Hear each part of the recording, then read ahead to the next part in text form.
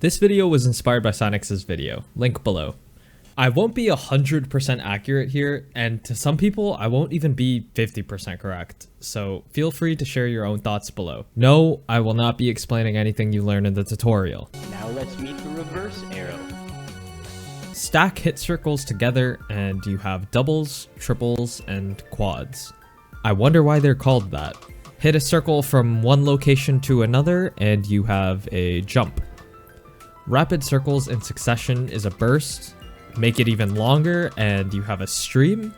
And if you make that even longer, then you have a death stream.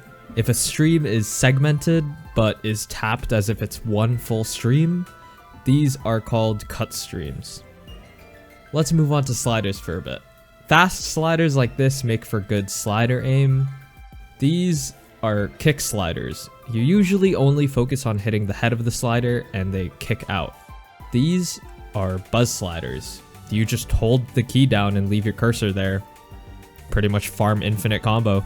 Distorted sliders are hardly used, but still kind of cool. They kind of also play like kick sliders, just need to hit the head. Okay, back to circles. In a map full of jumps and streams, the middle ground is called 1/3. These beats are faster than jumps, but slower than streams, as streams are usually 1/4 of the rhythm, and jumps are usually 1/2 of the rhythm. Create a whole map around 1/3, and you have quote-unquote alt patterns. This is usually the speed that alt maps are played at.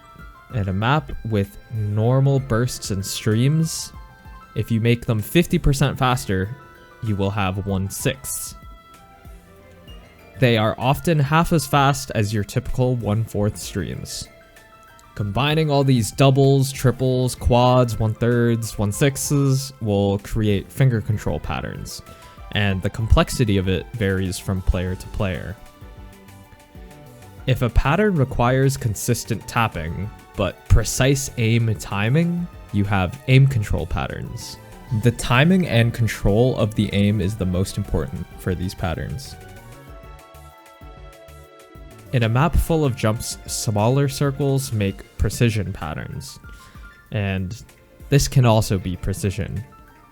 Speed up the jumps, and I hear people be calling this agility or something. Flow patterns usually require aiming at a steady velocity or acceleration.